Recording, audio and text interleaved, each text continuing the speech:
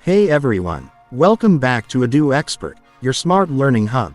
Osama bin Laden was born in 1957 in Riyadh, Saudi Arabia, into one of the wealthiest and most influential families in the kingdom.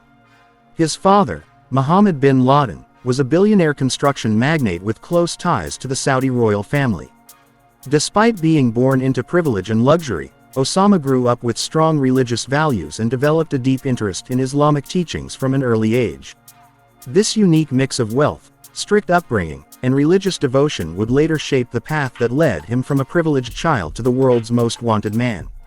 In the 1980s, Osama bin Laden left his privileged life in Saudi Arabia and traveled to Afghanistan, where the Soviet Union had invaded.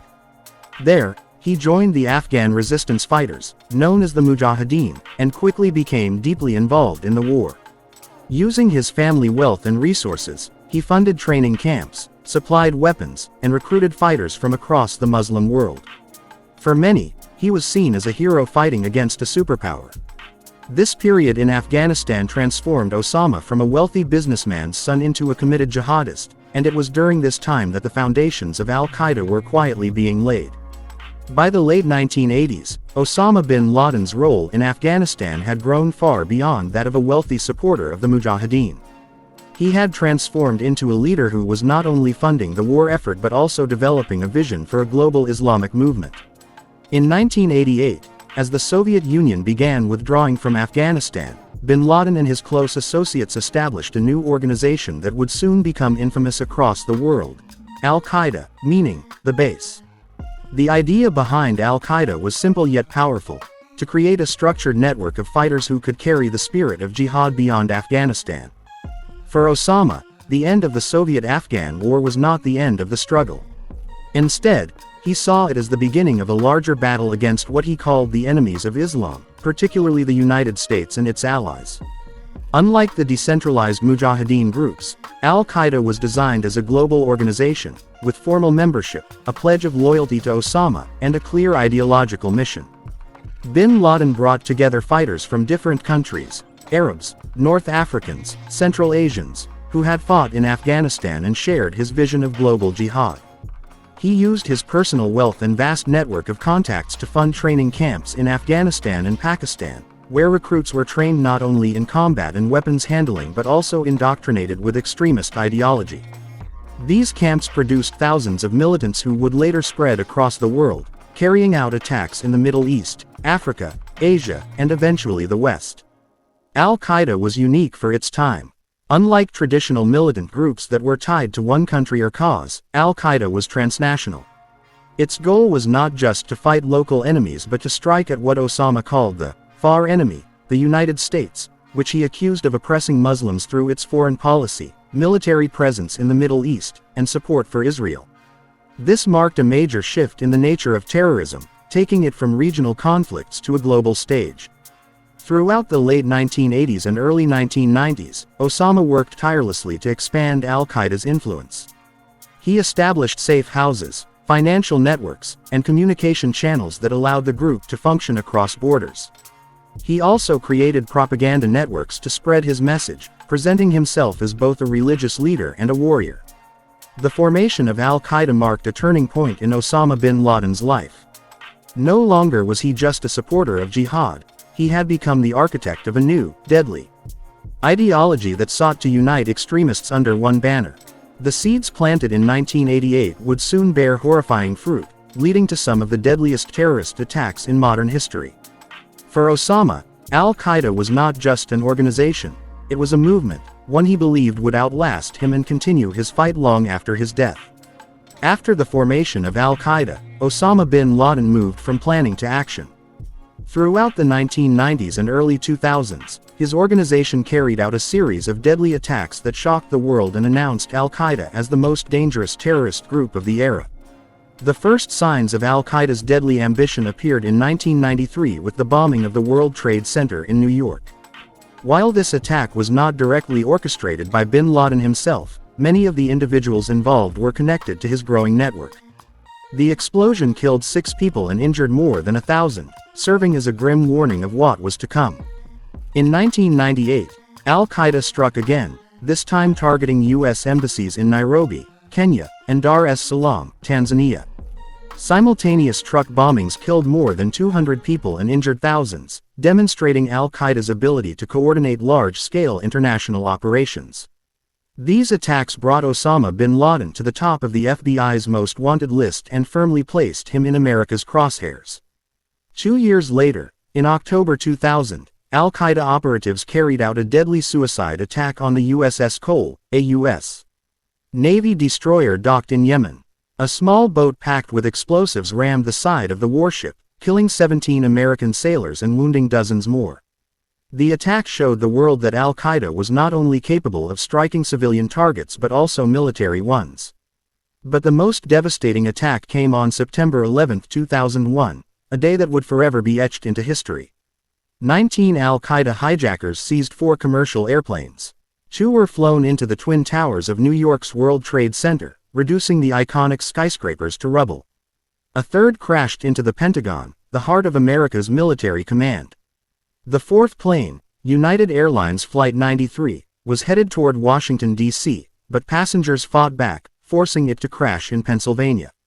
Nearly 3,000 people were killed that day, making 9/11 the deadliest terrorist attack in human history. The attack stunned the world and changed global politics overnight. For Osama bin Laden, it was the culmination of his war against the far enemy, America. For the United States, it was a declaration of war, leading directly to the invasion of Afghanistan and the beginning of the War on Terror. Through these major attacks, Osama bin Laden cemented his place as the most feared and hunted man in the world. Each strike was bigger, bolder, and deadlier than the last, spreading terror across continents and leaving a trail of destruction that would shape the 21st century. The September 11th attacks pushed the United States and its allies into a new era of warfare, the War on Terror. At the center of it all was one man, Osama bin Laden. For nearly a decade, the world's most powerful armies launched an unprecedented manhunt to capture or kill him. In October 2001, just weeks after 9/11, the United States invaded Afghanistan with the goal of toppling the Taliban regime that had sheltered Al-Qaeda. Within weeks, U.S. and coalition forces, alongside Afghan militias, drove the Taliban from power. But Osama bin Laden and his closest lieutenants escaped the battlefield, retreating into the rugged mountains of Tora Bora near the Pakistan border. It was here, in late 2001, that American forces came closest to capturing him. Despite heavy bombardments and fierce fighting, bin Laden managed to slip through the mountains, disappearing into the tribal areas of Pakistan. The failure to capture him at Tora Bora became one of the most controversial moments in the War on Terror. For years afterward, bin Laden remained a ghost, his whereabouts unknown, his messages delivered only through videotapes and audio recordings broadcast on international networks. These tapes, often released on the eve of American elections or major global events, reminded the world that he was still alive and still at war with the West. Meanwhile, U.S. intelligence agencies expanded a vast global surveillance and counterterrorism campaign. Billions of dollars were spent on technology, spies, and military operations to track down Al-Qaeda's elusive leader. The CIA worked closely with Pakistan's intelligence service ISI, but bin Laden continued to evade capture. He became a symbol of defiance, a man who had humiliated the world's strongest superpower by evading justice year after year. As the years passed, speculation about his location grew. Some believed he was hiding in caves, others thought he was constantly moving between safe houses.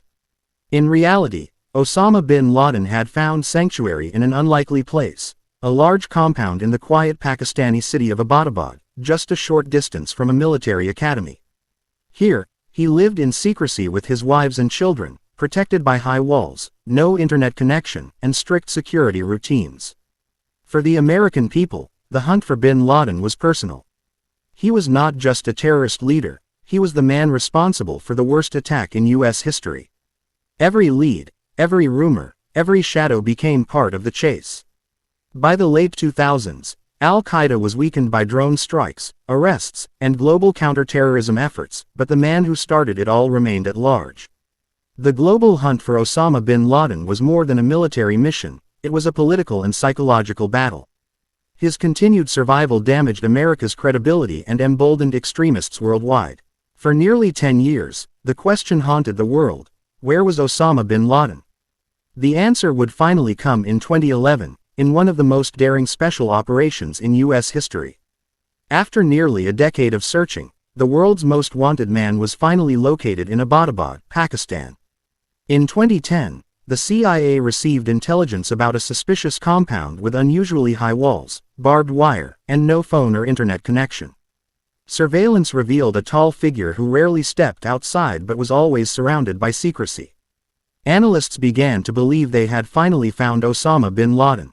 Months of planning followed. President Barack Obama and his national security team debated the risks of launching a raid inside Pakistan without its government's knowledge. If the mission failed, it could spark a diplomatic disaster. But if it succeeded, America would finally have justice for the nearly 3,000 people killed on September 11, 2001. On the night of May 1, 2011, Operation Neptune Spear was launched. 2 stealth Black Hawk helicopters, carrying members of the U.S. Navy SEAL Team 6, flew under the radar into Abbottabad. The mission was so secret that only a handful of top officials in Washington knew it was happening. As the helicopters approached the compound, one of them crashed due to air turbulence, but the SEALs quickly recovered and continued the mission. They breached the compound walls with explosives and moved room to room, clearing the house. Inside, they encountered resistance from bin Laden's guards, but the SEALs swiftly neutralized them. On the 3rd floor of the compound, they finally found Osama bin Laden. Reports say he was unarmed but resisted capture. In a matter of seconds, a SEAL fired the shots that ended the life of the man responsible for the world's deadliest terrorist attack. The operation lasted less than 40 minutes, yet it changed the course of history. Bin Laden's body was swiftly identified through DNA testing and later buried at sea, in accordance with Islamic traditions, to prevent his grave from becoming a shrine. President Obama announced the news to the world in a late-night televised address: "Justice has been done." For many Americans, it was a moment of closure. Crowds gathered outside the White House and in New York City, chanting, "USA, USA." The death of Osama bin Laden marked the end of an era. For Al-Qaeda, it was a devastating blow, though the network continued to inspire extremism across the globe. For the United States, it was both a victory and a reminder that the war on terror was far from over. Yet, symbolically, the man who had haunted the world for a decade was finally gone. The Abbottabad raid remains one of the most daring and successful special operations in modern military history. It combined years of intelligence, political courage, and the bravery of elite soldiers. While controversy remains about Pakistan's role and the secrecy of the mission, the outcome was clear. The chapter of Osama bin Laden's life had closed, and the world had witnessed the end of a figure who had defined global terrorism. The death of Osama bin Laden in 2011 marked the end of a man who had become the face of global terrorism, but it did not mark the end of the struggle he helped create. For many in the United States, his death brought a sense of justice and closure after the devastation of September 11. Across the world, however, reactions were mixed. Some celebrated the fall of a terrorist, while others mourned a figure they considered a martyr. Al-Qaeda, once feared worldwide, never fully recovered from the loss of its leader, though new extremist groups like ISIS emerged in the years that followed. His death also reshaped international politics, raising questions about global security, the role of Pakistan, and the future of the war on terror. Bin Laden's legacy remains one of destruction and division. He succeeded in altering world history, but ultimately his life ended violently, leaving behind grief, broken families, and global unrest. His story is a reminder of how one man's ideology can change the course of nations, and how justice, though delayed, can still prevail. The world after bin Laden continues to live in the shadow of his actions, but also in hope for a safer future.